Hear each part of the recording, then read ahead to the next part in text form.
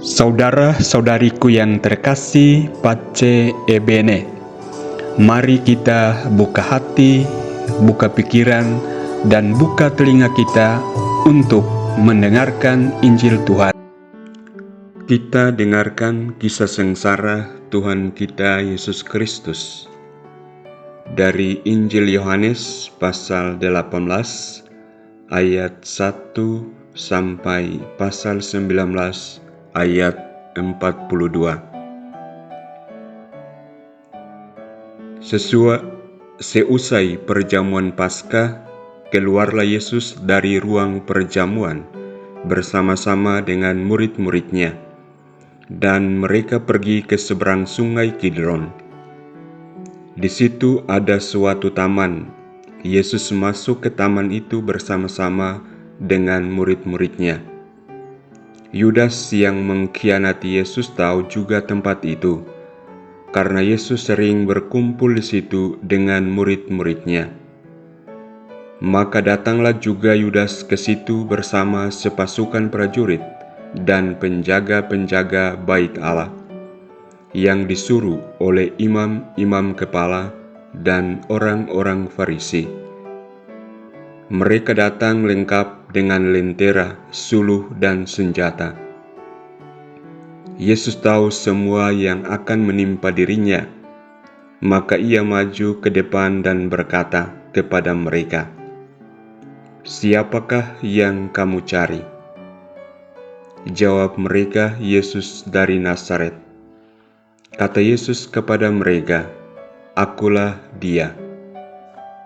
Yudas yang mengkhianati Yesus berdiri juga di situ bersama-sama mereka. Ketika Yesus berkata kepada mereka, "Akulah Dia," mundurlah mereka dan jatuh ke tanah. Maka Yesus bertanya pula, "Siapakah yang kamu cari?" Jawab mereka, "Yesus dari Nazaret." Jawab Yesus, "Telah kukatakan kepadamu, akulah Dia. Jika aku yang kamu cari, biarkanlah mereka ini pergi." Demikian terjadi supaya genaplah firman yang telah dikatakannya, "Dari mereka yang engkau serahkan kepadaku, tidak seorang pun yang kubiarkan hilang."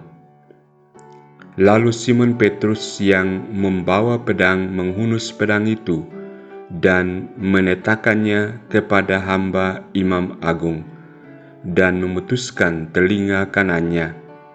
Nama hamba itu Malkus. Kata Yesus kepada Petrus, "Sarungkanlah pedangmu itu. Bukankah aku harus minum cawan yang diberikan Bapa kepadaku?"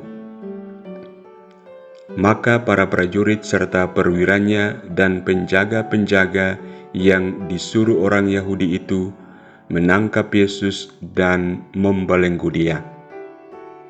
Lalu mereka membawa Yesus mula-mula kepada Hanas, karena Hanas adalah mertua Kayafas, yang pada tahun itu menjadi imam agung. Dan Kayafaslah yang telah menasihatkan kepada orang-orang Yahudi, adalah lebih berguna jika satu orang mati untuk seluruh bangsa. Simon Petrus dan seorang murid lain mengikuti Yesus. Murid itu mengenal imam agung dan ia masuk ke halaman istana imam agung itu. Tetapi Petrus tinggal di luar dekat pintu. Maka murid lain tadi yang mengenal imam agung kembali keluar, bercakap-cakap dengan perempuan penjaga pintu, lalu membawa Petrus masuk. Maka kata perempuan penjaga pintu kepada Petrus, "Bukankah engkau juga murid orang itu?" Jawab Petrus, "Bukan." Sementara itu, hamba-hamba dan penjaga-penjaga bait Allah telah memasang api arang, sebab hawa dingin waktu itu, dan mereka berdiri berdiam di situ. Petrus pun berdiri berdiam bersama-sama dengan mereka. Maka mulailah Imam Agung menanya Yesus tentang para murid dan tentang ajarannya. Jawab Yesus kepadanya, "Aku berbicara terus terang kepada dunia. Aku selalu mengajar di rumah-rumah ibadat dan di bait Allah, tempat semua orang Yahudi berkumpul. Aku tidak pernah berbicara sembunyi-sembunyi. Mengapakah engkau menanyai aku? Tanyailah mereka yang telah mendengar apa yang kukatakan kepada mereka. Sungguh, mereka tahu apa yang telah kukatakan." Kata Yesus. Ketika Yesus berkata demikian, seorang penjaga yang berdiri di situ menampar muka Yesus sambil berkata, "Begitukah jawabmu kepada Imam Agung?" Jawab Yesus kepadanya, "Jikalau kataku itu salah, tunjukkanlah salahnya. Tetapi jikalau benar, mengapakah engkau menampar aku?" Lalu Hanas mengirim Yesus terbelenggu kepada Kayafas, Imam Agung. Simon Petrus masih berdiri berdiam. Kata orang-orang di situ kepadanya, "Bukankah engkau juga seorang murid Yesus?" Petrus menyangkalnya, katanya, "Bukan." Salah seorang hamba Imam Agung, keluarga dari hamba yang telinganya dipotong Petrus, berkata kepadanya, "Bukankah engkau kulihat di taman itu bersama-sama dengan Yesus?" Maka Petrus menyangka lagi, dan ketika itu berkokoklah ayam. Keesokan harinya mereka membawa Yesus dari istana Kayafas ke gedung pengadilan. Ketika itu hari masih pagi. Mereka sendiri tidak masuk ke gedung pengadilan itu, supaya jangan menajiskan diri, sebab mereka hendak makan Paskah. Sebab itu Pilatus keluar mendapatkan mereka dan berkata, "Apakah tuduhan kamu terhadap orang ini?" Jawab mereka kepadanya, "Jikalau ia bukan penjahat, kami tidak menyerahkannya kepadamu." Kata Pilatus kepada mereka, "Ambillah dia, hakimilah dia menurut hukum Tauratmu." Kata orang-orang Yahudi itu, "Kami tidak diperbolehkan membunuh seseorang." Demikian terjadi supaya genaplah firman Yesus yang dikatakannya untuk menyatakan bagaimana ia akan mati.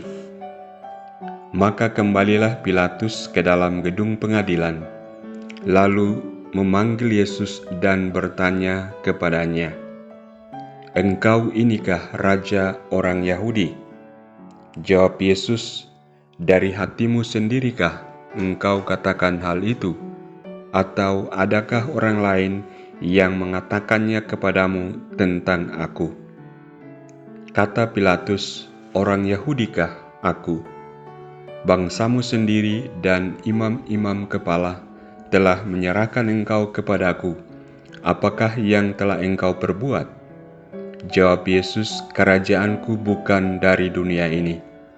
Jika kerajaanku dari dunia ini, pasti hamba-hambaku sudah melawan, supaya aku jangan diserahkan kepada orang Yahudi. Akan tetapi kerajaanku bukan dari sini." Maka kata Pilatus kepadanya, "Jadi engkau adalah raja?" Jawab Yesus, "Seperti yang kau katakan, aku adalah raja. Untuk itulah aku lahir, dan untuk itulah aku datang ke dalam dunia ini, yakni untuk memberi kesaksian tentang kebenaran.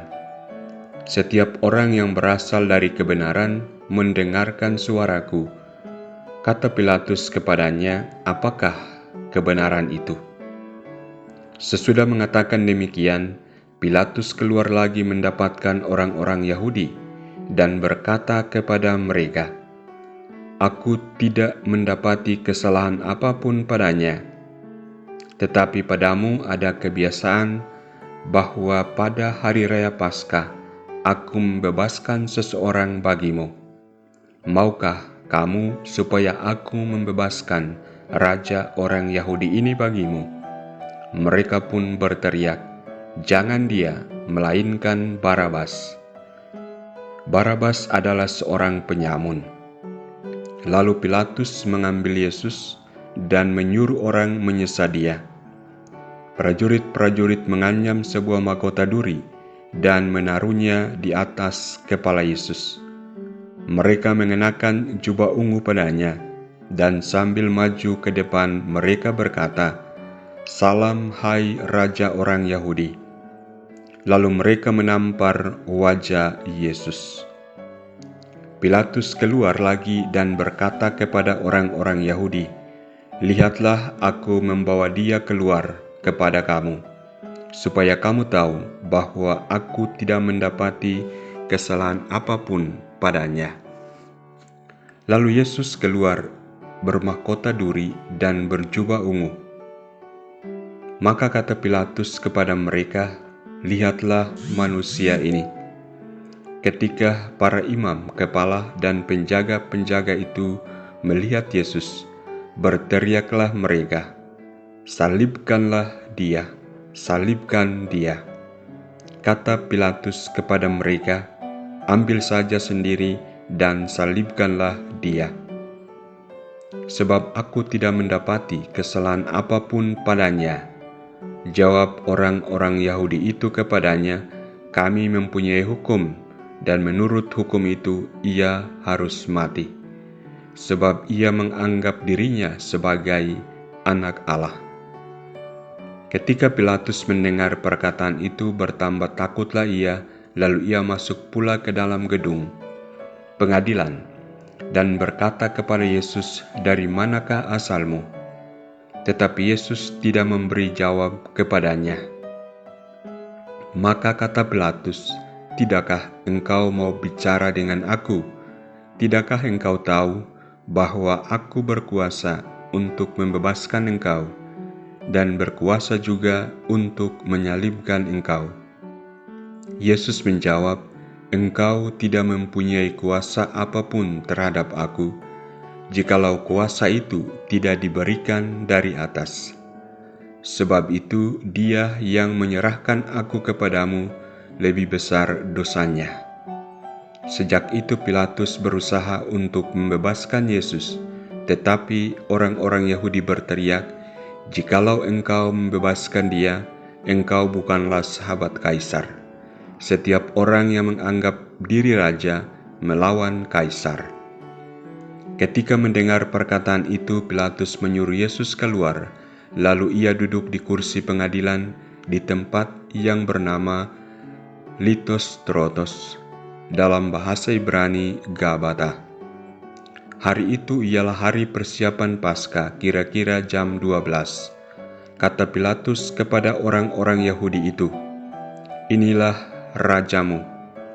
Maka berteriaklah mereka, "Enyahkan dia! Enyahkan dia, salibkan dia."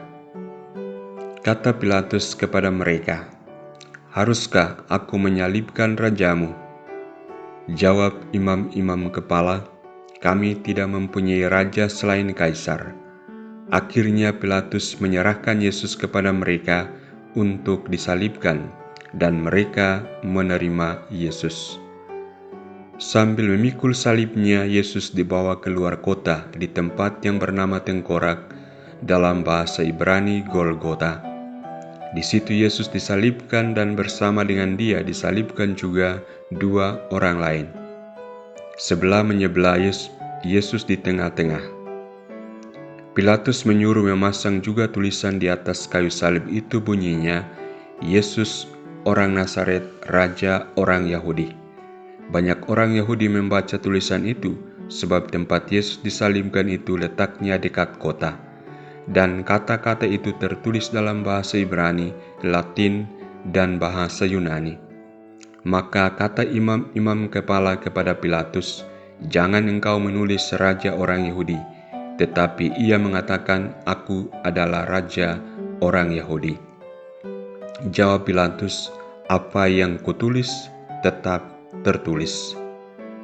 Sesudah prajurit-prajurit itu menyalibkan Yesus, mereka mengambil pakaian Yesus, lalu membaginya menjadi 4 bagian, masing-masing prajurit 1 bagian.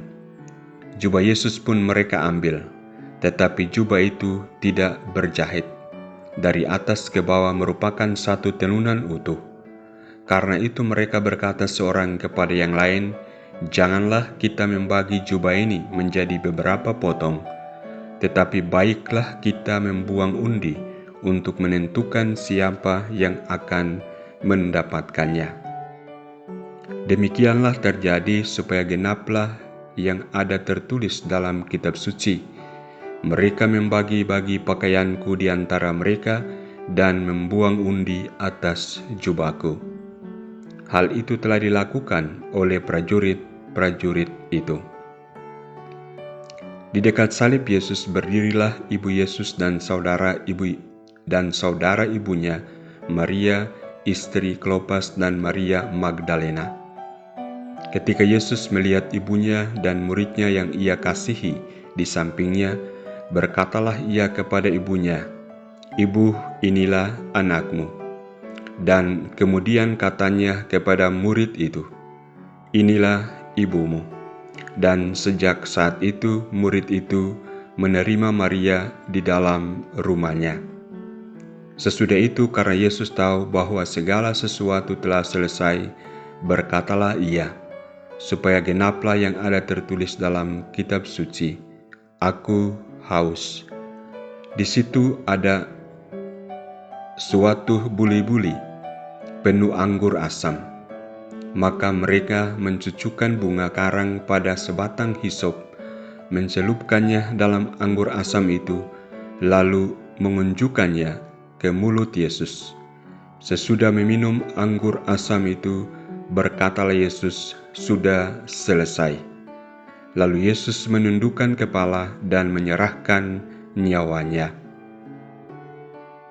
Karena hari itu adalah hari persiapan Paskah, dan supaya pada hari Sabat mayat-mayat itu tidak tinggal tergantung pada kayu salib, sebab Sabat itu adalah hari yang besar, maka datanglah orang-orang Yahudi kepada Pilatus dan meminta kepadanya supaya kaki orang-orang itu dipatahkan dan mayat-mayatnya diturunkan.